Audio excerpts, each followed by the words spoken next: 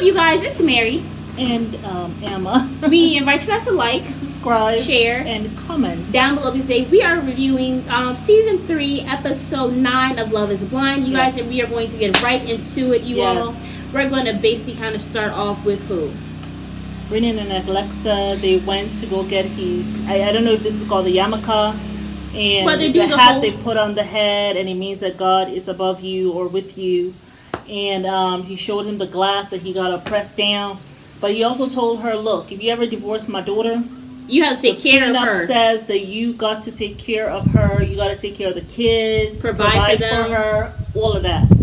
I was like, whoa, yes, that's nice. So that's quite nice. And he has already said, write it up. I'll sign it.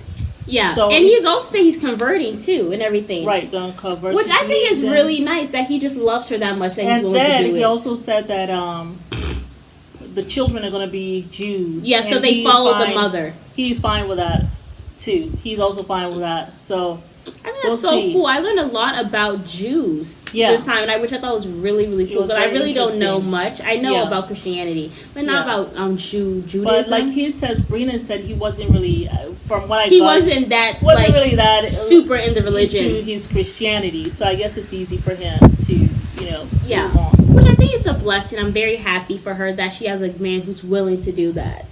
Yeah. I mean, we'll see. I mean, I really wish them the best. You don't know if it's going to last long term. There's something about both of them. Yeah, and you said this earlier. Sometimes I'm like, I'm not sure. There's something, I can't put my finger on it, but I really wish they work. Yeah. It would be nice if they can work, but we'll see. Yes. Yeah. Well, let's talk about SK and Raven. They went on a gondola date. Yes. And this is where you were talking about the men with the whole romance novels. Oh, yes. He was, oh my goodness. He was sweet-talking her. He was saying yes to everything. There's a moment, and I don't know if you're going to use that photo, that she gives him a Caesar salad. I'm going to put it right here at 2:14. And he's eating like... the way he looks when he's eating that... It's like he has plotted a plan like, baby, I'm about to lay it on you. And he surely laid it on thick. He starts telling her all kinds of things. He wants them to talk about the future. Of course he wants to talk about the future. You know why? Because he's not doing anything for you in the present that you can see. Facts. So he wants you to think about the future. So they dream about that. 2 years in. How do you think? In fact, they call them 419. Any Nigerians out there, tell me what they call them boys in Nigeria who be doing when they call people overseas and like scam them, and they talk about the future. Yeah. When I see you, how I'm going to be, blah blah blah. The next thing you know, you sending them $10,000 and whatever for whatever emergency that happened that they gotta take care of, but you never see them. Yeah. But they talk a good game. Mm-hmm. So he's there talking about the future. I mean, I see our future. And she said, what do you see? I see kids. Okay. I see lots of money. I see lots of money. I see me providing, protecting, I see straight out of a romance novel. I see me take you everywhere around the world. And I wrote down how this... You ain't got no money. Actually provide. Like you is gonna provide. You ain't got no money right now.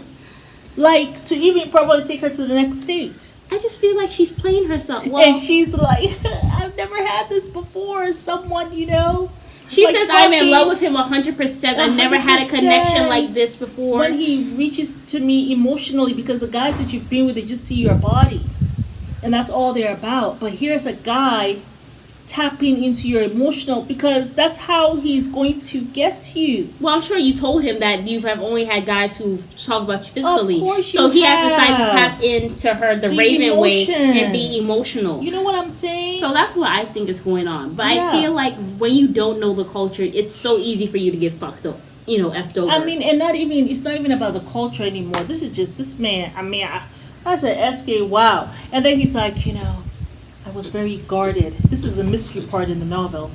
I used to be very guarded, but it's like, I mean, you were able to let me let you in. You know what I'm saying? And so, I mean, you've been able to come in. because I used to be very guarded. You were never guarded. I'm sorry, but can I be honest? Somebody let me know what the hell we know about SK besides he's Nigerian and he's going to Berkeley. I mean, he beat Somebody give me one thing, write just 2 or 3 things down below that we know about SK that shows us that he's deep. Besides the fact that he has a mama, he has a brother, he going to Berkeley, and he Nigerian. Well, I think he got 17 brothers because of the polygamy. The daddy is a polygamist. Or whatever. Besides that, you guys, please let me know, okay? Our Delali told us that he was in a polygamous family. Yeah. So, I mean, that's nothing that's really deep. Like, it's deep-rooted. The other thing that we found out about Raven, I think it was from the other one we didn't talk about. She was, her parents can't come, right? Her mom does not want to come. Oh, her grandma is not well. And so she was just saying she doesn't come from a big family. And she feels as though he is like putting her down because her mom really wants the family to be there. All that stuff, right? Well, and I don't think that, but I think she's a little sensitive about that. Very about sensitive. Something about her family. So that's something for us to watch later on. But I just felt like SK was really selling it. I was just like, oh Raven. She was basking in it. She was basking in it. But who else do we have to talk about? Zainab and Cole. Oh my God. It was really a mess. Zainab. He decided to cook for her. She went in that kitchen, took over. Immediately he was feeling emasculated. He poured her a glass of wine. And she's like, oh, I need a stem glass because you want the wine to stay cool. And if you hold it like this, it will get warm. Which I know makes sense. But is it the time? Was it the time, really? I just feel like she went in there, she took over, she was telling him what to do and all this stuff. Then he comes out with a fun gun, Nerf gun, to whatever. And then you're immediately like, what? Put it away. With the boil. And then she said white, unseasoned chicken, which I know is a stereotype. What I'm saying? He looked very upset about. Because somebody probably told him that. Someone has says, white people don't season their food. Which also is a stereotype because if you go down to the Deep South, you will find them with their fried chicken, everything seasoned, okay? The diabetes, lemonade, the filled with sugar, yes, the tea and all that stuff. Like their food is seasoned. Yeah. But, so that's a stereotype and you could see, but a lot of times, I kind of give a little grace to foreigners. Sometimes foreigners, we will just say the stereotype without understanding like the depth of it, of that pain. Yeah. And we'll just say it, and it's not that we're being whatever, it's just not having a clue that we don't understand that this can be hurtful, So she did all of that, and then she wants to come sit down, and he's like, I don't know what I'm going to get. Like, are you going to say yes to me? She says, oh, yes, 1,000%. And he was like really? Shocked. Really? Because you're so critical of me. Like, she's like, what am I critical of? I'm not critical. And he's like, I don't even think you like me sometimes. She's like, how do I show you I don't like you? Whatever. When I put the towels on the floor, you yell at me, but you put them in the tub. Well, that's better than the floor. Huh? Like, just little things. Well, you leave this here, and he's like, well, you leave your hair in the tub. Like, come on, we can all find something.